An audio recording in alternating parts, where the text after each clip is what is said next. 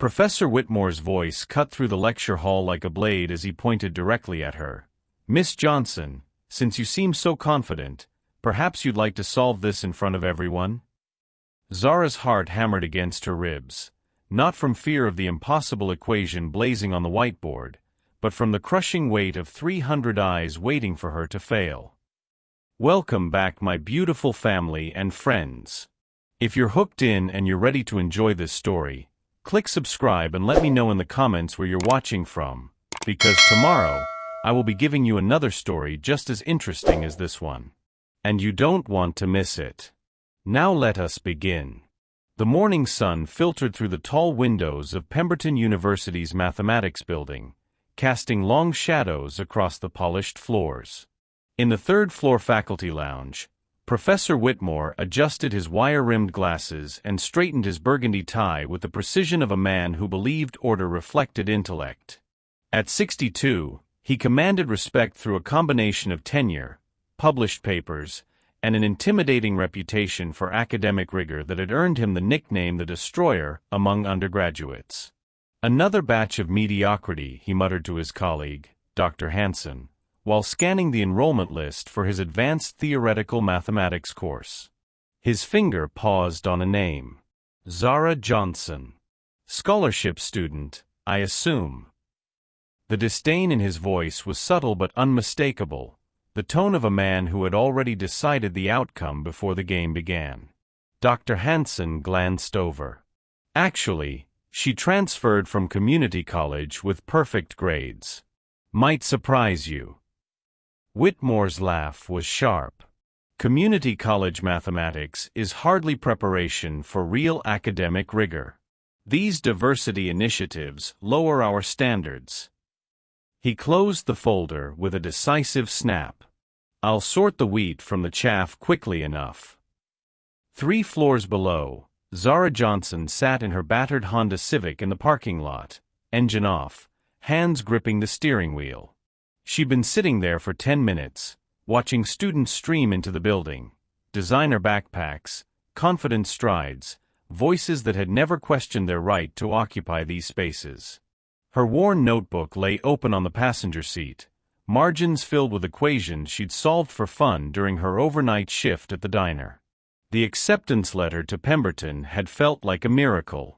A full scholarship based on her community college transcripts and a recommendation from Professor Martinez, who'd recognized something special in the quiet girl who always sat in the back row but somehow scored perfect marks on every exam. "You have a gift, Zara," he'd told her. "Don't let anyone convince you that you don't belong."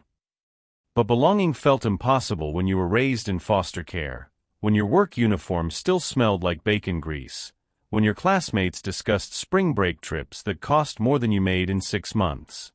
Zara had learned early to make herself small, to hide her intelligence behind silence. Smart girls from her neighborhood who spoke up too much had a way of getting torn down. She pulled down the visor mirror and examined her reflection. Dark eyes that had seen too much, hair pulled back in a simple ponytail, a face that could disappear in any crowd. Perfect. Invisible was safe. Her phone buzzed with a text from her foster sister. "Maya, how's the fancy school? Remember what we always said, prove them wrong, but don't let them break you." Zara smiled despite her nerves. Maya had dropped out at 16, pregnant and abandoned by everyone except Zara. They'd promised each other that one of them would make it out, would prove that zip codes and circumstances didn't define potential. This was bigger than just a degree. It was a promise to every kid who'd been written off before they'd even had a chance. The morning's first class was advanced theoretical mathematics with Professor Whitmore. Zara had heard the whispers in the hallway. "He's brilliant but brutal. Made 2 students cry last semester. Only takes the best of the best seriously." She gathered her courage, grabbed her notebook, and headed inside. The lecture hall was intimidating, tiered seating that rose toward the ceiling, filled with students who looked like they'd been born discussing theorems over breakfast. Zara chose a seat in the middle section, close enough to show engagement but far enough back to avoid unwanted attention. Professor Whitmore entered with theatrical precision, his footsteps echoing as he approached the podium. He surveyed the room like a general inspecting troops, his gaze lingering on certain students with approval and dismissing others with barely concealed contempt. "Mathematics," he began, his voice carrying easily through the hall, "is the purest form of truth. It cannot be negotiated, manipulated, or subjected to the whims of political correctness. Either you understand it, or you don't. Either you belong here, or you don't." Zara felt his eyes sweep past her and sensed the dismissal in that brief glance. Her jaw tightened. She'd felt that look before, from teachers who assumed she was only there to fill a quota, from guidance counselors who steered her toward more realistic goals, from a system that had been betting against her since birth. "Today, we'll begin with multivariable calculus as applied to quantum field theory," Whitmore continued, turning to the whiteboard. "I trust your prerequisite knowledge is sufficient, though experience suggests otherwise for many of you." As he began writing equations, Zara's mind came alive. The symbols weren't intimidating foreign language. They were poetry, patterns that revealed the hidden architecture of reality. She saw connections, shortcuts, elegant solutions that Whitmore was taking the long way around to reach. Her hand moved almost unconsciously, filling her notebook with alternative proofs, more efficient methods. She was so absorbed that she didn't notice Whitmore had stopped writing and was watching her. "Miss?" His voice cut through her concentration. "Johnson," she replied quietly, her heart beginning to race. "Miss Johnson, you seem quite absorbed in your note-taking. Perhaps you'd care to enlighten us about the Lagrangian approach to field equations." The room fell silent. Zara felt 300 pairs of eyes turn toward her. Some expressions held sympathy, others curiosity, but many reflected the same assumption she'd fought her entire life, that she was about to embarrass herself. "Here we go," she thought. The first test. The silence stretched like a taut wire. Zara could hear her own heartbeat, could smell the anxiety sweat of the student next to her, could feel the weight of expectation pressing down like a physical force. Professor Whitmore's expression held the particular smugness of a man about to prove a point, the same look she'd seen on countless faces throughout her academic journey. "Well, Miss Johnson? The Lagrangian approach." His voice carried the false patience of someone offering rope to hang oneself with. Zara's throat felt dry. Every survival instinct screamed at her to mumble something about not knowing, to accept the small humiliation and fade back into protective anonymity. That's what she'd always done. Stay quiet, stay safe, let them underestimate you. But Maya's voice echoed in her mind. Prove them wrong. She stood slowly, her notebook clutched against her chest. The Lagrangian approach treats fields as fundamental variables rather than particle positions, she began, her voice gaining strength with each word. For a scalar field phi, the Lagrangian density incorporates both kinetic and potential energy terms. Whitmore's eyebrows rose slightly. He hadn't expected a real answer. "Continue." Zara moved toward the whiteboard, her fear transforming into something else. A familiar fire that ignited whenever mathematics called to her. She picked up the marker with steady hands. "The standard approach you've written assumes a static background," she said, gesturing to his equations. "But there's a more elegant solution using gauge invariance." Her hand moved across the board with fluid confidence, symbols flowing like music. The equation she wrote was breathtaking in its simplicity. A solution that cut through Whitmore's lengthy derivation like a sword through silk. "You can see here," she continued, her voice now clear and strong, "that by introducing the symmetry parameter, the entire field interaction reduces to this single expression." The lecture hall was dead silent. Students leaned forward, sensing something extraordinary happening. Even those who couldn't follow the mathematics could feel the electricity in the air, the moment when genius reveals itself. Whitmore stared at the whiteboard, his face cycling through confusion, disbelief, and something that looked dangerously close to panic. The equation was correct. Not just correct, it was elegant, sophisticated, and demonstrated an understanding of quantum field theory that surpassed what he'd expected from graduate students, let alone a transfer student from community college. "Where did you learn this approach?" he asked, his voice tight. "I derived it myself," Zara replied simply. "Last Tuesday, actually. I was working through some problems in Peskin and Schroeder and noticed the traditional method was unnecessarily complex." A murmur rippled through the classroom. Peskin and Schroeder was graduate-level quantum field theory, a text that made seasoned physics PhD candidates weep. She spoke of it like casual reading. Whitmore felt something cold settle in his stomach. For 35 years, he had been the smartest person in every room. His identity was built on intellectual superiority, on being the professor who separated the brilliant from the merely bright. But this girl, this scholarship student he'd written off before she'd even spoken, had just demonstrated an understanding that exceeded his own. That's quite impossible," he stammered, then caught himself. "I mean, the derivation needs verification. These things aren't simply, one doesn't just." Zara watched him struggle, and for the first time in her life, she felt something she'd never experienced in an academic setting: power. Not the power to hurt or humiliate, she'd had enough of that, but the power of truth, of undeniable competence. "Would you like me to show the full derivation?" she asked quietly. "I can demonstrate how it connects to spontaneous symmetry breaking and the Higgs mechanism." The offer hung in the air like a challenge. Several students were now openly staring, phones discreetly recording. This was the kind of moment that became campus legend, the day a student schooled the infamous Professor Whitmore. Whitmore's face flushed red. His career, his reputation, his entire sense of self was built on being the authority. To be shown up by a student, especially this student, in front of his class felt like a public execution. "That won't be necessary," he said sharply, his voice cutting through the tension. "Memorizing advanced derivations without understanding their deeper implications is merely academic showboating." The words hit Zara like a physical blow. Even faced with irrefutable proof of her abilities, he was diminishing her achievement, reducing her breakthrough to mere memorization. She felt the familiar sting of tears threatening, the same helpless rage she'd felt countless times when excellence wasn't enough because it came from the wrong person. "I didn't memorize it," she said, her voice quieter now but steady.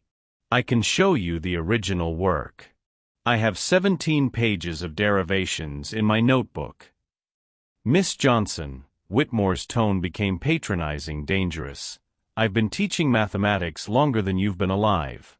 I can recognize authentic understanding versus clever mimicry." The cruelty in his dismissal was breathtaking. Several students shifted uncomfortably in their seats. Even those who'd never experienced prejudice could sense the injustice unfolding. Zara stood frozen at the whiteboard, marker still in her hand, her brilliant equation glowing behind her like a testament to everything she was and everything she'd been told she could never be. The silence stretched until it became unbearable. Then, from somewhere deep inside, from every foster home that had given up on her, every teacher who'd looked past her, every system that had tried to make her small, came a voice she'd never allowed herself to use. "You're wrong," she said. The words dropped into the silence like stones into still water. Professor Whitmore's head snapped up, his eyes widening at the direct challenge. "Excuse me." "You're wrong," Zara repeated, louder now. "About me. About what I can do. About what this equation means." She turned to face the class, her fear finally burning away in the face of something stronger. "And deep down you know it." The gauntlet was thrown. 300 students held their breath, sensing they were witnessing something that would be talked about for years. Professor Whitmore's face had gone pale, then red, his hands trembling slightly as he processed the most direct challenge to his authority he'd faced in decades. What happened next would change everything. The confrontation hung in the air like smoke after an explosion. Professor Whitmore's face cycled through shades of crimson as he processed what had just happened. This student, had publicly challenged not just his mathematics but his authority itself. "That's quite enough," he said, his voice low and dangerous. He moved toward the whiteboard where Zara's equation still gleamed like an accusation. "Return to your seat, Miss Johnson. Now." But Zara didn't move. Something had awakened in her during those few moments at the board, years of suppressed brilliance demanding recognition. "I can prove the derivation step by step," she said, her voice steady despite the tremor in her hands. "Give me 5 minutes." I said, "Sit down." Whitmore's words cracked like a whip. "Your grandstanding has disrupted my class long enough." The word grandstanding hit like a slap. Zara felt the familiar shame rising, the voice that whispered she was reaching too high, that people like her should be grateful for crumbs rather than demanding seats at the table. But the equation behind her was real. Her understanding was real. "It's not grandstanding if it's correct," she said quietly. Whitmore turned to face the class, deliberately putting his back to Zara. "Class, this is an excellent example of the Dunning-Kruger effect, the tendency for those with limited knowledge to overestimate their competence. Miss Johnson has likely memorized some advanced equations without understanding their foundational principles." Several students exchanged uncomfortable glances. Jake Morrison, a senior from Boston whose father had endowed the chemistry building, cleared his throat. "Professor, shouldn't we let her show the work? I mean, that equation looked pretty sophisticated." "Mr. Morrison," Whitmore's voice could have frozen helium, "I've been evaluating mathematical competence since before you were born. I can assure you that authentic brilliance doesn't need to grandstand." Zara felt the walls closing in. The familiar pattern was reasserting itself, her achievement being dismissed, her intelligence questioned, her very presence treated as an intrusion. She thought of the countless hours she'd spent in the community college library, teaching herself from advanced textbooks while her classmates struggled with basic algebra. She thought of Professor Martinez, who'd seen her potential and fought to get her this opportunity. "Fine," she said, her voice barely above a whisper. She erased her equation with sharp, angry strokes, the elegant mathematics disappearing into white dust. "You win." She walked back to her seat through absolute silence, every step feeling like a defeat. The marker clattered as she dropped it onto Whitmore's desk, and he flinched at the sound. But as Zara reached her row, something unexpected happened. A girl with purple-streaked hair whispered, "That equation was incredible." Another student nodded. "I've never seen anything like it." Whitmore continued his lecture, but the energy in the room had shifted. His voice seemed smaller somehow, less authoritative. Students kept glancing at Zara, then at the whiteboard where ghost traces of her erased equation still caught the light. "As I was saying before the interruption," Whitmore pressed on, "the conventional approach to field theory requires rigorous methodological precision." But Zara wasn't listening anymore. She was thinking about Maya, probably changing diapers and making minimum wage while dreaming about the sister who was supposed to make it out. She was thinking about Professor Martinez, who'd gone out on a limb for her. She was thinking about every young girl sitting in some underfunded classroom right now, being told to lower her expectations. The anger was building. Not the hot, destructive kind that burned out quickly, but something cold and determined. She opened her notebook and began writing, not Whitmore's pedestrian lecture notes, but her own exploration of the mathematics he dismissed. If he wanted to pretend her brilliance didn't exist, she'd develop it in silence until it became impossible to ignore. 20 minutes later, Whitmore made his fatal mistake. Now, for those of you actually capable of advanced reasoning, he said, glancing meaningfully at the front rows where his favorite students sat, we'll explore a problem that requires genuine mathematical intuition. He turned to the board and wrote out an integral that made several students groan audibly. It was a beast, multidimensional, involving complex variables and partial derivatives that seemed to spiral into infinite complexity. This, he announced with satisfaction, separated the truly gifted from the pretenders in last year's international mathematics competition. The solution requires not just computational ability, but genuine insight into the geometric structure underlying the analysis. Zara looked at the integral and felt her breath catch. Not because it was difficult, but because she'd seen it before. Not this exact problem, but the pattern, the structure hidden beneath the complexity. Her mind began racing, seeing through the apparent chaos to the elegant simplicity beneath. She started writing, her pen moving faster and faster as the solution unfolded in her mind. The geometric insight Whitmore mentioned wasn't hidden at all. It was right there, obvious once you saw it. The integral collapsed into something beautiful, almost simple. Of course, Whitmore was saying, this level of problem typically requires graduate-level preparation. I don't expect anyone to solve it today, but it illustrates the kind of thinking required for advanced mathematical research. Zara's pen stopped moving. Her notebook showed a complete solution, derived in less than 10 minutes using an approach that was both more elegant and more efficient than the standard method. She stared at her work, then at Whitmore, then at the board. The old Zara would have stayed quiet. But the old Zara hadn't just been publicly dismissed and humiliated despite demonstrating genuine brilliance. She raised her hand. Yes, Miss Johnson? Whitmore's tone suggested he was indulging a child. I solved it. The words dropped into the classroom like a bombshell. Conversations stopped mid-sentence. Pens paused over notebooks. Even Whitmore froze, chalk halfway to the board. I'm sorry, what did you say? I said I solved it. Zara's voice was stronger now, carrying a conviction that made several students sit up straighter. Would you like to see? Whitmore's face went through a remarkable transformation: surprise, disbelief, anger, and something that looked almost like fear. This couldn't be happening. Not from her. Not in his classroom, in front of his students, threatening everything he'd built his identity upon. That's completely impossible, he said flatly. This problem stumped MIT graduate students.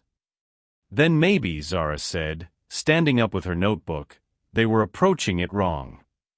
The challenge was issued. The battle lines were drawn. And everyone in that room knew they were about to witness something extraordinary.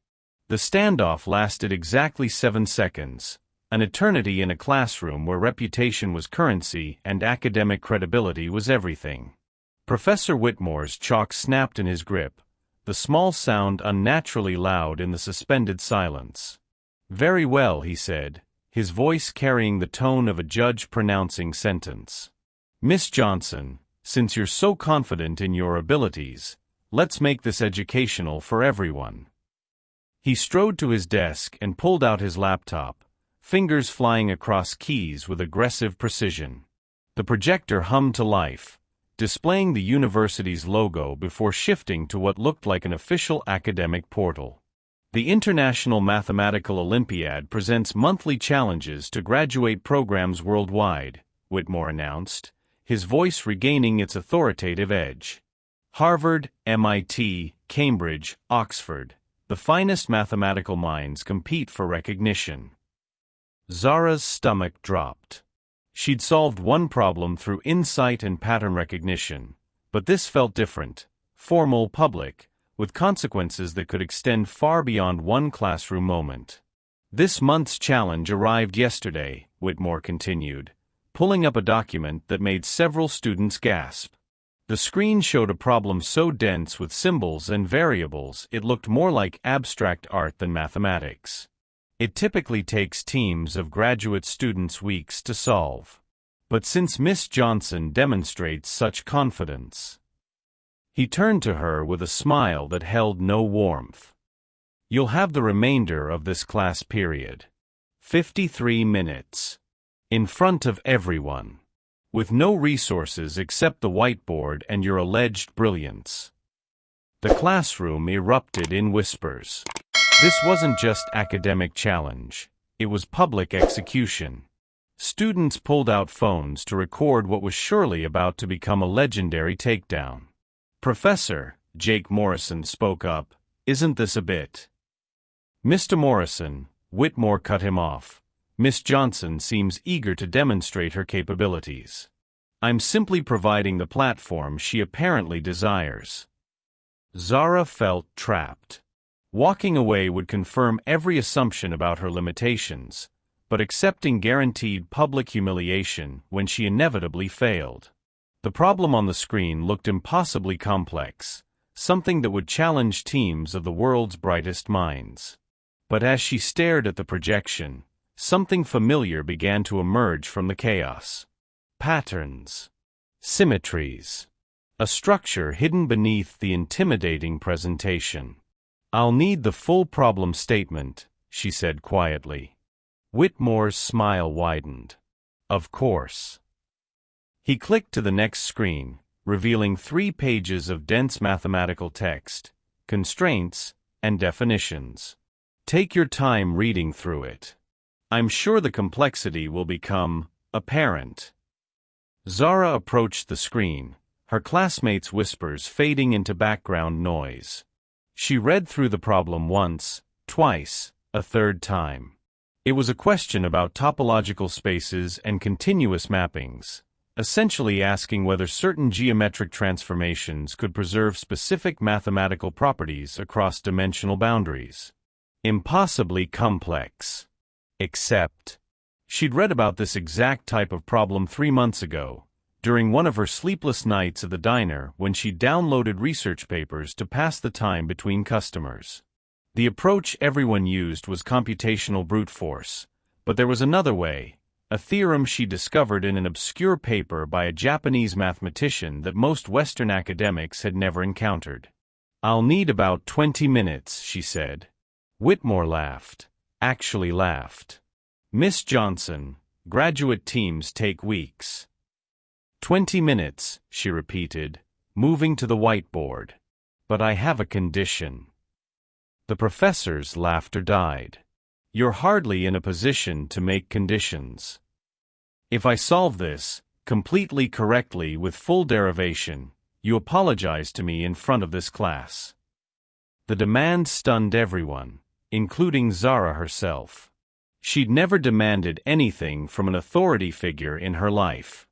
But something about this moment, this test, this public attempt at her academic assassination, had awakened something fierce and uncompromising. "And if you fail?" Whitmore asked, sensing opportunity. Zara's throat tightened. "If I fail, I'll drop the class and transfer out of the mathematics program." Gasps echoed through the room. She was betting everything, her scholarship, her dreams, her promise to Maya, on 20 minutes and a whiteboard. "Deal," Whitmore said immediately, extending his hand with predatory eagerness. Zara shook it, feeling his soft palm against her work-roughened fingers. Then she turned to the board and began to write. The first few minutes were agony. Students checked phones, shifted in seats, whispered predictions about her inevitable failure. Whitmore leaned against his desk with crossed arms, occasionally checking his watch with theatrical obviousness. But then something shifted. Zara's handwriting, initially careful and hesitant, began flowing faster. Her movements became more confident, more graceful. She filled one section of the board, then another, symbols and equations cascading across the surface in what looked less like mathematics and more like art. Students stopped whispering. Then they stopped checking phones. One by one, they began leaning forward, drawn by something they couldn't quite name, the visible manifestation of a mind working at full capacity. Whitmore's smug expression began to waver. He found himself actually reading her work, and what he saw made his chest tighten with an emotion he hadn't felt in decades: genuine uncertainty. Her approach was unlike anything he'd seen. She wasn't attacking the problem head-on like a traditional mathematician might. Instead, she was approaching it sideways, using topology and abstract algebra in ways that seemed almost intuitive. She made connections that shouldn't have been obvious, leaps of logic that somehow worked. 10 minutes left, he announced, hoping to rattle her concentration. Zara didn't even acknowledge him. She was completely absorbed now, lost in the pure joy of mathematical discovery.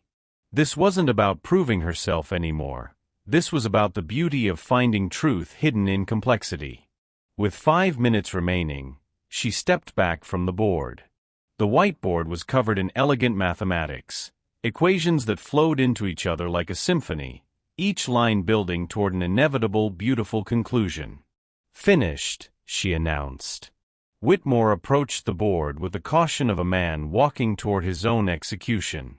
He read the first section, then the second, his frown deepening not with confusion but with growing comprehension and mounting dread. The solution was correct. More than correct, it was brilliant, innovative, and demonstrated mathematical intuition that belonged in research journals, not undergraduate classrooms. He was trapped. Trapped by his own arrogance, by the public nature of the challenge, by the irrefutable proof blazing across his whiteboard that everything he'd assumed about this student was wrong. The 62-year-old professor stared at the 20-year-old genius he tried to humiliate, and realized that one of them was about to be destroyed. It just wasn't going to be the one he'd expected. The classroom had transformed into a courtroom, and everyone knew the verdict was written in elegant mathematics across the whiteboard. Professor Whitmore stood frozen, staring at Zara's solution like a man watching his career crumble in real time. "Well?" Zara's voice cut through the silence. "Is it correct?" Whitmore's mouth opened, then closed. His eyes darted across the equations, desperately searching for an error, a flaw, anything that could preserve his authority. But the mathematics was flawless. More than flawless, it was revolutionary.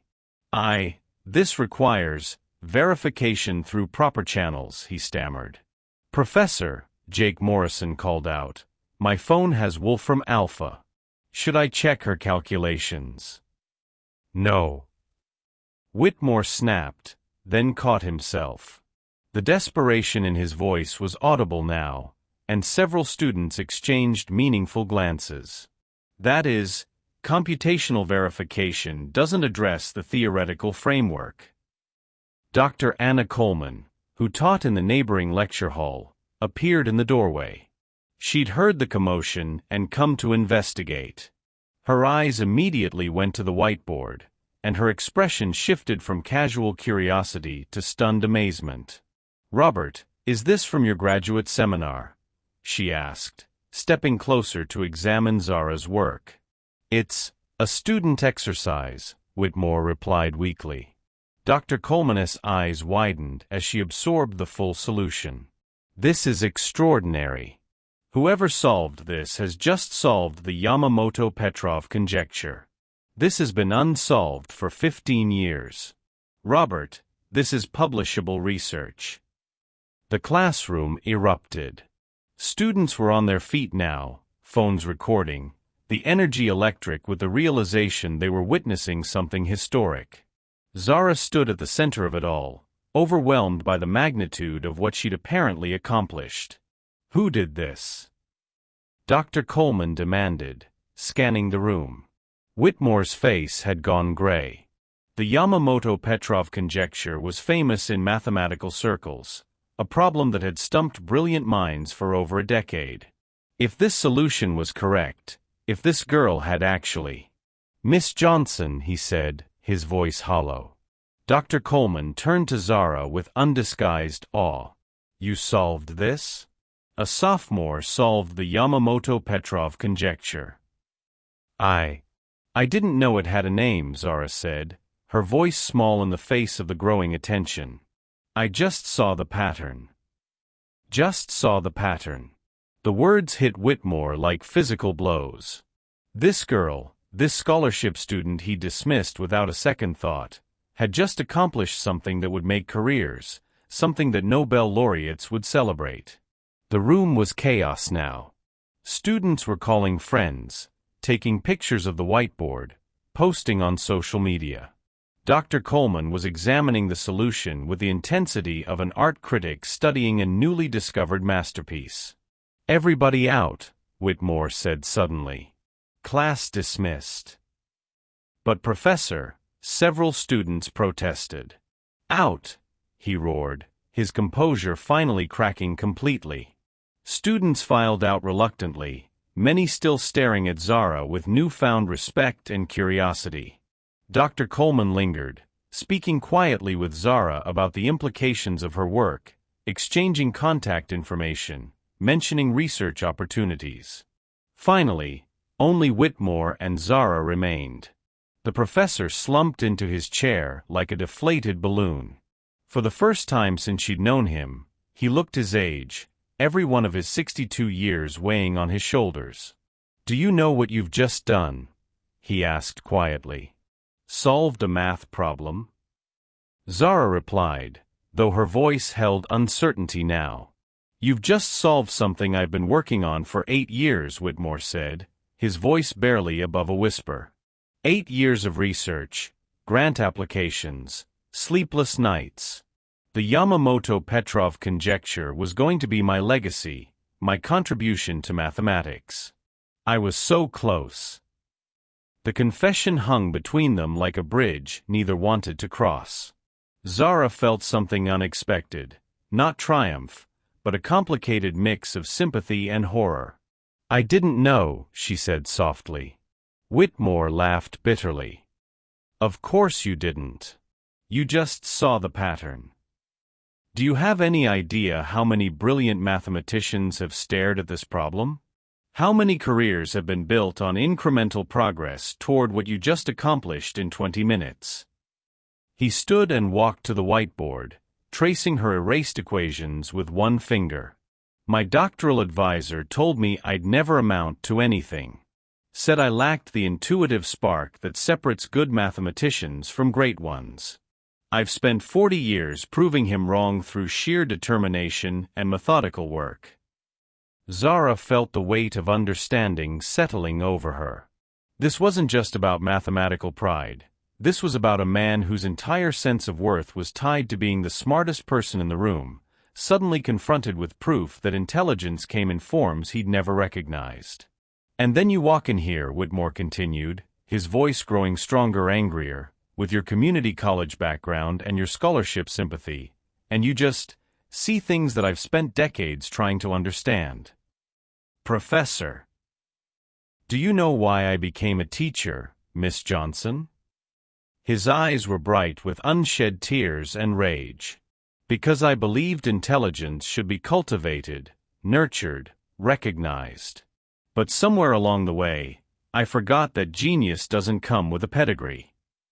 The admission was devastating in its honesty. Zara saw him clearly now, not as a cartoon villain, but as a man whose fear of irrelevance had calcified into cruelty, whose insecurity had transformed into institutional prejudice. "But here's what you don't understand," Whitmore said, his voice hardening again. "Brilliance without context is just party tricks. You may have solved my problem, but you have no idea what it means, what it connects to, how it fits into the broader landscape of mathematical research." "Then teach me," Zara said simply. The words stopped Whitmore cold. "What?" "You said I lack context. So give it to me. Teach me what this solution means, how it connects to everything else. Isn't that what teachers are supposed to do?" For a moment, something flickered across Whitmore's face. Surprise, hope, the ghost of the passionate educator he'd once been. But then his defenses slammed back into place. I don't think you understand the situation, Miss Johnson. Word of this will spread. My colleagues will want to know how a sophomore solved what I couldn't. My reputation will be that you taught the student who solved the Yamamoto-Petrov conjecture, Zara interrupted. Isn't that what great teachers do? Recognize and develop extraordinary students. The question hung in the air between them, heavy with possibility and danger, while outside the classroom, the whispers were already beginning to spread. 3 days passed before Professor Whitmore knocked on Zara's dorm room door. She opened it to find him standing awkwardly in the hallway, looking smaller somehow without his lecture podium and commanding classroom presence. He held a stack of journals and what appeared to be a peace offering, 2 cups of coffee from the campus cafe. Miss Johnson, he said formally, then cleared his throat. Zara. Could we talk? Word had indeed spread. The mathematics department was buzzing with news of the sophomore who'd solved an internationally recognized conjecture. Dr. Coleman had submitted Zara's solution to the Journal of Advanced Mathematics. 3 graduate programs had already reached out about early admission. And Professor Whitmore had spent 72 hours confronting the reality that his worldview had been catastrophically wrong. Zara stepped aside to let him enter her cramped single room, a space that told its own story of financial struggle. Textbooks from the library, not the bookstore. A mini fridge stocked with ramen noodles and peanut butter. A framed photo of her and Maya at Maya's high school graduation, both of them grinning despite everything life had thrown at them. I brought these, Whitmore said, setting down the journals. Research papers on topological applications of your solution. I thought you might want context. Zara accepted the coffee cautiously. Thank you. They sat in uncomfortable silence, she on her desk chair, he perched awkwardly on the edge of her narrow bed. Finally, Whitmore spoke. I owe you an apology. Several apologies, actually. You don't have to. Yes, I do. His voice was firm now, carrying the conviction of a decision carefully made. What I did in that classroom was inexcusable. I let my own insecurities and prejudices blind me to your extraordinary abilities. Zara studied his face, looking for the trap, the condition, the inevitable but that would undermine his words. It didn't come. I've been thinking about something you said, Whitmore continued. About teaching you the context. You were right. That's exactly what I should have done from the beginning. He opened the first journal, revealing pages dense with mathematical notation and research citations. Your solution doesn't just solve the Yamamoto-Petrov conjecture, it opens entirely new avenues of research. The applications to quantum computing alone could revolutionize the field. As he explained the broader implications, Zara felt something she'd rarely experienced in academic settings: genuine intellectual partnership. Whitmore's encyclopedic knowledge of mathematical history and research combined with her intuitive insights created a dialogue that felt electric, alive. Here, she said, grabbing a pencil and writing in the journal's margin. If you apply the symmetry principle here, couldn't you extend this to higher dimensional spaces? Whitmore's eyes lit up, the first genuine excitement she'd seen from him. My God, yes. That would mean, wait, show me the transformation. For 45 minutes, they worked together, trading ideas, building on each other's insights. The age difference, the power dynamic, the classroom humiliation, none of it mattered when mathematics took over. They were just 2 minds in pursuit of truth. You know, Whitmore said during a pause, I haven't felt this excited about mathematics in years. Teaching the same courses, grading the same mediocre work. I'd forgotten what it felt like to discover something genuinely new. Zara looked up from her calculations. Is that why you became a teacher? For moments like this. Whitmore's expression grew distant. My father was a mechanic. Brilliant man, but he never had opportunities. When I showed aptitude for mathematics, he worked double shifts to pay for my education. Make something of that brain, he used to say. Make it count for something bigger than yourself.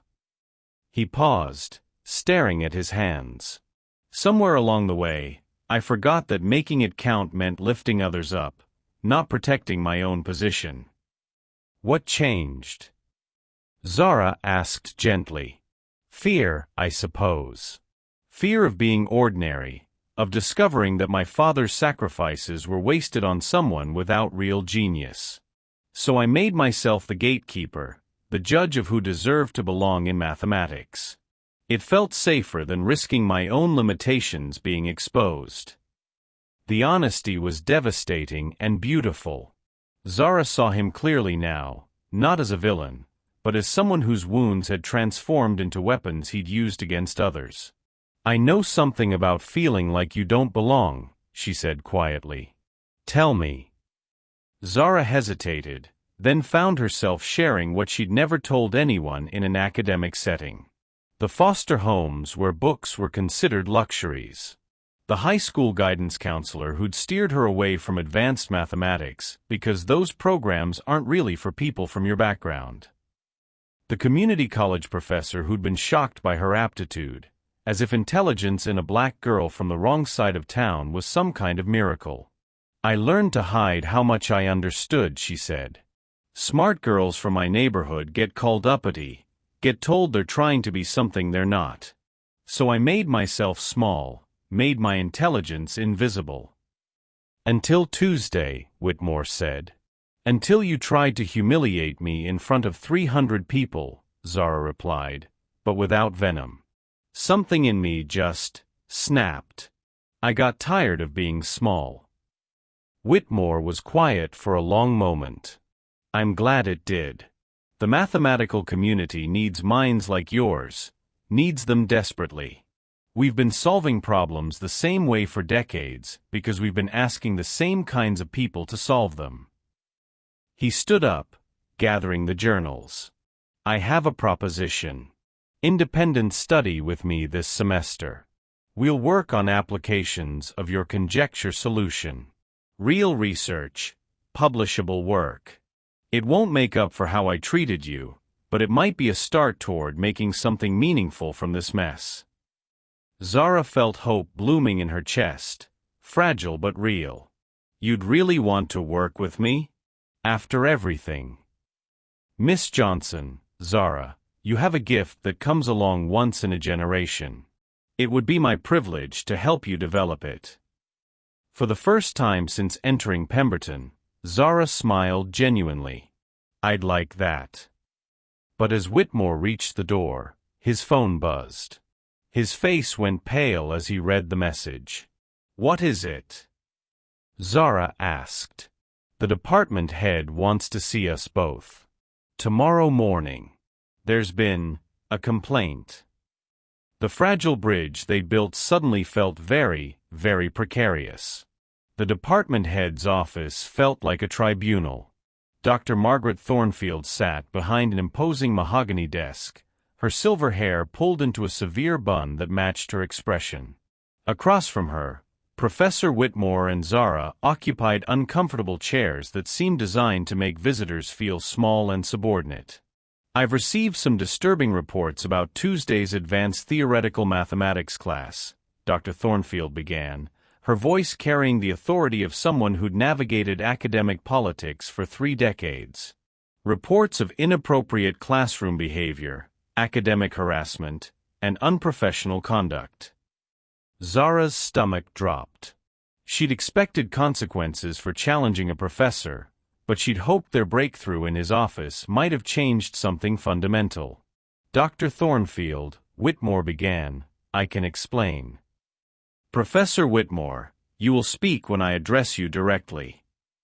Her tone could have frozen mercury. She turned to Zara.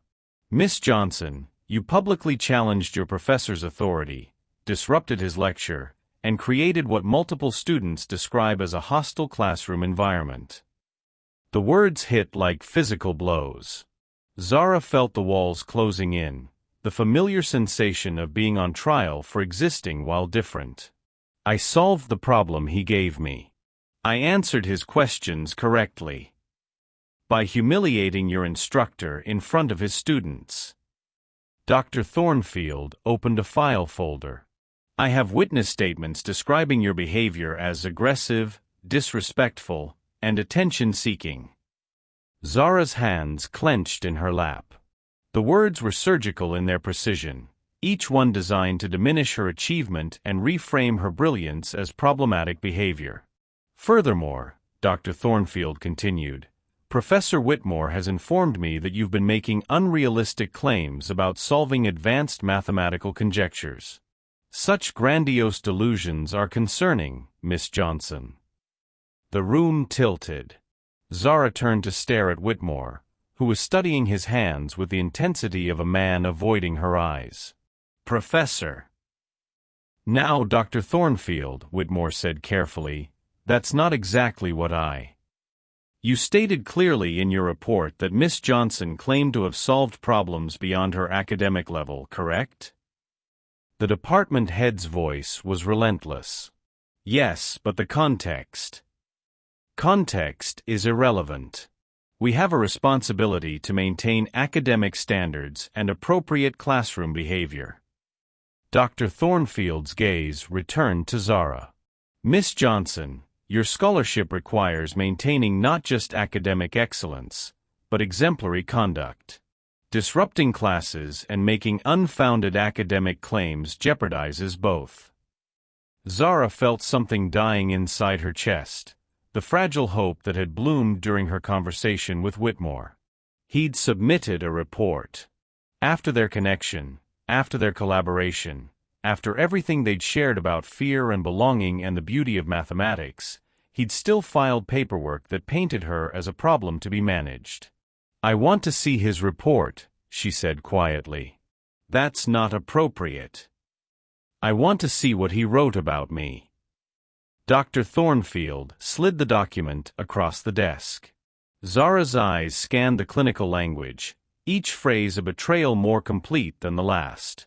Student displayed concerning overconfidence, made unrealistic claims about mathematical abilities, disrupted classroom environment, may benefit from academic counseling.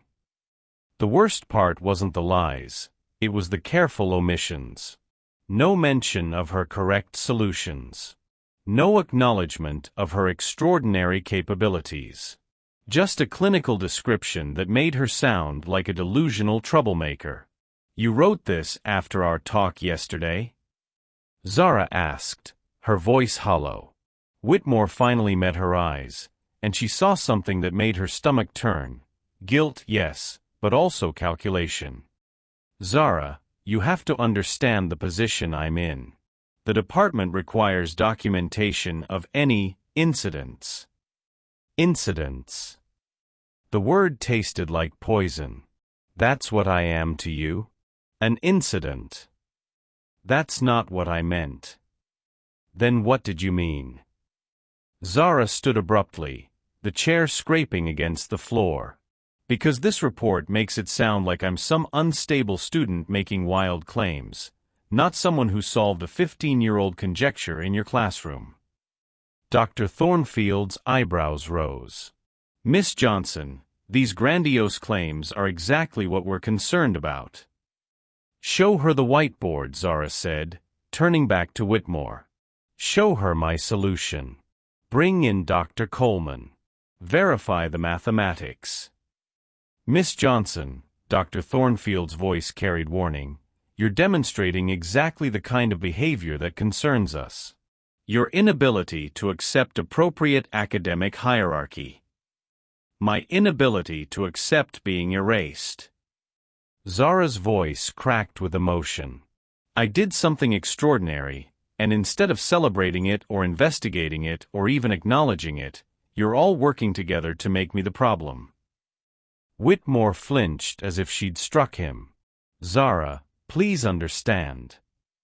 Understand what? That you're a coward. The words escaped before she could stop them, carrying months of suppressed frustration and betrayal. You know what I did was real. You know it was brilliant. But you'd rather destroy me than admit you were wrong. That's enough, Dr. Thornfield said sharply. Miss Johnson, you're proving our concerns about your attitude are justified. Zara laughed, but there was no humor in it, only bitter recognition. My attitude. Of course. It's never about the mathematics, is it? It's about knowing my place. She grabbed her backpack, her movements sharp with barely controlled fury. You want to know what my attitude is? I'm tired. Tired of being brilliant quietly. Tired of making other people comfortable with my intelligence. Tired of pretending that your fear of what I represent is somehow my responsibility to manage. She headed for the door, then turned back one last time. Professor Whitmore, I thought, yesterday, I thought maybe we understood each other. I thought maybe you'd actually changed. Zara, wait. Don't. Her voice was steel now. Don't say my name like we're friends. Friends don't throw each other under the bus to save their own reputations. She walked out, leaving behind the coffee cups from their collaboration, the journals full of shared discoveries, and any illusion that brilliance alone could overcome the systems designed to diminish it. In the hallway, students stared as she passed. Some with curiosity, others with sympathy, a few with the uncomfortable recognition that they'd witnessed something bigger than an academic dispute. Behind her, in the department head's office, Professor Whitmore sat in the wreckage of his cowardice, realizing too late that he'd just destroyed the most remarkable student he'd ever encountered, and perhaps the last chance at redemption he'd ever have. Zara sat on the cold concrete steps outside the mathematics building, her backpack beside her like a faithful companion. The October wind cut through her thin jacket, but she barely noticed. Her phone buzzed with messages she couldn't bring herself to read. Classmates wanting details, Dr. Coleman asking about research opportunities, Maya checking in from 3 states away. 2 hours had passed since she'd walked out of Dr. Thornfield's office. 2 hours of sitting in the place where she'd first gathered courage to enter this building, now feeling like she was back at square one. Worse than square one, at least then she'd had hope. Her notebook lay open on her lap, filled with the mathematics that had become both her salvation and her curse. The elegant proofs mocked her now. What good was genius if the world was determined to punish you for possessing it? Students passed by in clusters, their conversations floating on the autumn air. Some glanced her way with curiosity. She was becoming famous in the way that brilliant outcasts become famous, equal parts admired and avoided. Heard she made Whitmore look like an idiot. My friend was in that class. Said it was insane. Yeah, but she's probably getting kicked out. You can't just embarrass professors like that. Each comment was a small cut. They spoke about her like she wasn't human, like she was just an entertaining story to share between classes. The loneliness was crushing, more complete than anything she'd felt even in the worst foster homes. Her phone rang. Maya's name flashed on the screen. Hey superstar. Maya's voice was warm despite the static from her ancient phone. Saw your text. What's wrong? Everything. Zara's voice cracked. I think I made a huge mistake. Talk to me. Through tears she hadn't realized were falling, Zara told her everything. The classroom confrontation, the solution, the brief moment of hope with Whitmore, then the devastating betrayal in the department head's office. So let me get this straight, Maya said when she finished. You solved some impossible math problem, proved you belong there, and now they're trying to punish you for being too smart? It's more complicated than that. No, it's not. Maya's voice carried the fierce protectiveness that had kept them both alive through years of systemic neglect. Baby girl, listen to me. You didn't fight your way out of our neighborhood. work 3 jobs to pay for community college, and earn a full scholarship to let some scared old man erase you. But Maya, you don't understand the politics. I understand fear, Maya interrupted. I understand what happens when powerful people feel threatened. But you know what I also understand? You're the smartest person I've ever met. You always have been. Remember when you were 12 and you figured out how to fix Mrs. Henderson's computer? Or when you helped me with my GED math and realized the textbook had the wrong answer? Zara smiled despite her tears. The quadratic formula problem. The quadratic formula problem. You were 16 and you caught a mistake that nobody else had noticed. That's who you are. That's who you've always been. But what if I can't fight this? What if they're right that I don't belong? Maya's laugh was fierce. You belong wherever your mind can take you. Don't you dare let them convince you otherwise. After Maya hung up, Zara sat in the gathering dusk, watching lights come on in dorm windows. Somewhere in this building were students who'd never questioned their right to be here, who'd never had to choose between safety and authenticity. But she wasn't them. She'd never been them. And maybe that wasn't weakness. Maybe it was strength. 4 floors above, Professor Whitmore sat in his office staring at his computer screen. The cursor blinked in the empty email composition window like a heartbeat he couldn't quite ignore. For 2 hours, he'd been trying to write a message he wasn't sure he had the courage to send. The bottle of scotch in his desk drawer remained unopened, though he'd considered it multiple times. Alcohol wouldn't solve this. Nothing would solve this except the one thing he'd spent his entire career avoiding, admitting he was wrong. His bookshelf held 37 published papers, 2 textbooks, and a Lifetime Achievement Award from the American Mathematical Society. None of it felt meaningful anymore. The walls of his office, covered with degrees and accolades, seemed to be closing in on him. Dr. Coleman had stopped by an hour ago. Robert, what the hell happened? That girl's solution is extraordinary. Why isn't she being celebrated? He'd mumbled something about proper procedures and academic protocols, watching disappointment replace respect in his colleagues' eyes. You know, Dr. Coleman had said before leaving, I've been teaching for 20 years, and I can count on one hand the number of genuinely revolutionary insights I've witnessed. What that student did, that was one of them. I hope you realize what you're destroying. The words echoed now in the empty office. What was he destroying? And why? His computer dinged with an email from Dr. Thornfield. Robert, I need your updated assessment of the Johnson situation. Board meeting tomorrow morning. Need to present unified front on disciplinary action. Disciplinary action. They were going to punish her.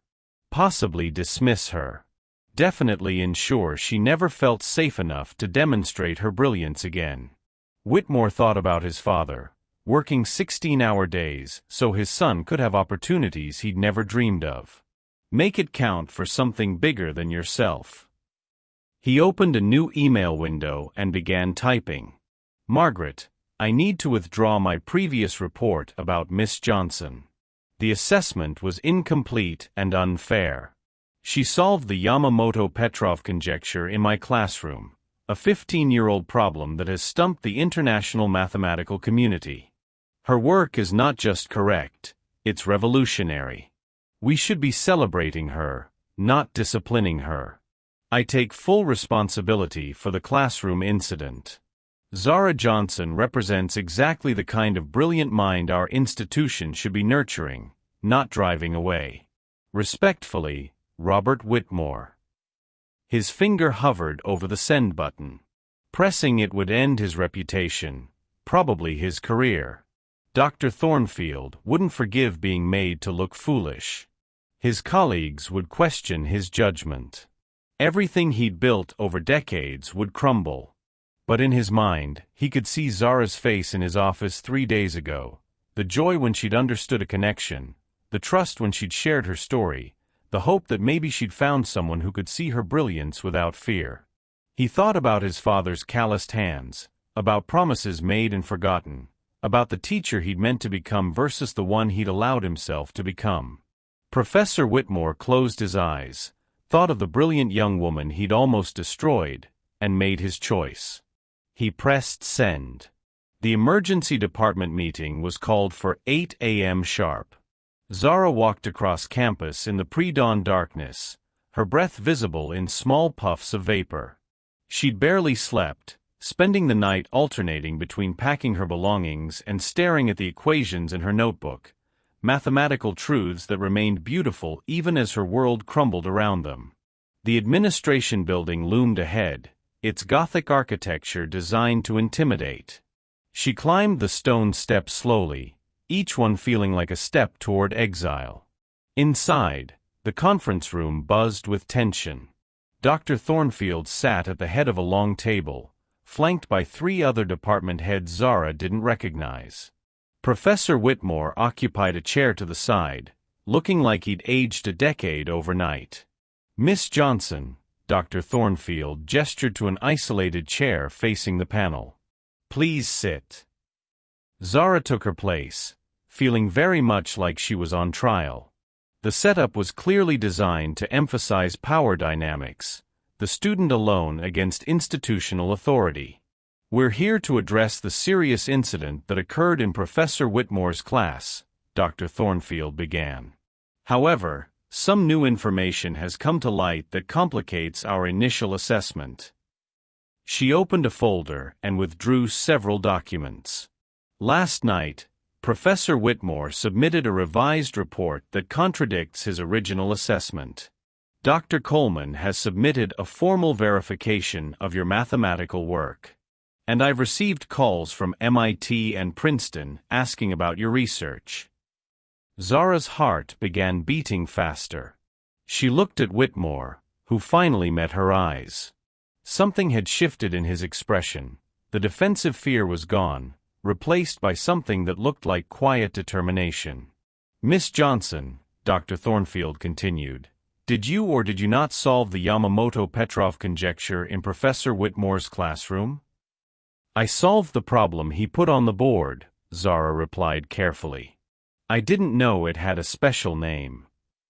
Dr. Thomas Brennan, the Dean of Graduate Studies, leaned forward. Miss Johnson, I've reviewed your solution with 3 colleagues. It's not just correct, it's groundbreaking. The applications to quantum computing and theoretical physics could be transformative. The words felt surreal. After days of being treated like a problem student, she was suddenly being described as a breakthrough researcher. Which brings us to our dilemma, Dr. Thornfield said. We have a sophomore who's accomplished something that PhD candidates spend years attempting. We have a professor who admits to initially misjudging her capabilities. And we have a classroom incident that, depending on perspective, represents either academic disruption or institutional bias. Professor Whitmore cleared his throat. May I speak? Dr. Thornfield nodded curtly.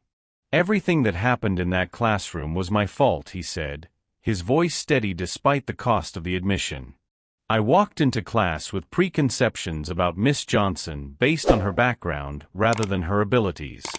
When she demonstrated extraordinary mathematical insight, I felt threatened and responded by trying to humiliate her publicly. The room was absolutely silent. Academic admissions of error were rare. Public acknowledgments of bias were virtually unprecedented. Furthermore, Whitmore continued, my initial report was incomplete and unfair. I was protecting my own reputation rather than accurately representing what occurred. Miss Johnson didn't disrupt my class, she revolutionized it. Dr. Brennan spoke up. Professor Whitmore, you understand that this admission raises serious questions about your judgment and classroom management? I do. Whitmore's voice didn't waver. I also understand that protecting my reputation is less important than ensuring that Miss Johnson receives the recognition and opportunities her abilities deserve. Zara stared at him in shock. This was professional suicide, and he was committing it deliberately, publicly for her. Miss Johnson, Dr. Thornfield's voice had softened slightly. What outcome are you seeking from this meeting? Zara thought about Maya, probably getting ready for work at the grocery store, believing her sister was fighting for something bigger. She thought about Professor Martinez, who'd risked his own reputation recommending her. She thought about all the brilliant kids sitting in underfunded classrooms right now, being told their dreams were too big. I want Professor Whitmore to keep teaching, she said. The statement surprised everyone, including Whitmore. Miss Johnson, Dr. Thornfield began. He made a mistake. A big one. But yesterday, in his office, he taught me more about mathematics in 2 hours than I'd learned in months. He has knowledge, experience, and passion for this subject. He just forgot how to see students as people instead of problems. She turned to look directly at Whitmore. But I think he remembers now. Whitmore's eyes were bright with unshed tears. Zara, I don't deserve. Maybe not, she interrupted. But Maya always says that forgiveness isn't about what people deserve. It's about what we choose to become. Dr. Brennan shuffled his papers. This is highly irregular. So is solving 15-year-old mathematical conjectures as a sophomore, Dr. Thornfield replied dryly. She looked between Zara and Whitmore. I'm proposing an unconventional solution to an unconventional situation. She outlined the terms. Zara would receive official recognition for her mathematical breakthrough, including co-authorship on the research paper and invitations to present at conferences. Professor Whitmore would undergo bias training and work with the diversity office to examine classroom practices. Most importantly, they would collaborate on a special research project, mentoring other underrepresented students in advanced mathematics. Miss Johnson, Dr. Thornfield concluded, you'll be our youngest researcher in the advanced program. Professor Whitmore, you'll have the opportunity to rebuild your reputation by nurturing the kind of talent you almost dismissed. 3 months later, the same lecture hall buzzed with excitement as Zara approached the podium for her presentation on geometric applications of topological field theory. The audience included faculty, graduate students, and, sitting in the front row, Maya, who'd driven 16 hours to watch her sister present research to some of the brightest minds in mathematics. Professor Whitmore introduced her, his voice carrying genuine pride. Ladies and gentlemen, it's my honor to present Miss Zara Johnson, whose breakthrough solution has opened entirely new avenues of mathematical research. As Zara began speaking, her voice clear and confident, she caught Whitmore's eye. He nodded once, a gesture of respect, acknowledgement, and gratitude. She smiled back, then turned to the board and began writing. The equations flowed like poetry, her voice carrying the joy of someone who'd finally found her place. In the audience, Maya wiped away proud tears while recording every moment on her phone. And in the back of the room, a young black freshman named Destiny watched with wide eyes, seeing possibility where she'd only seen barriers before.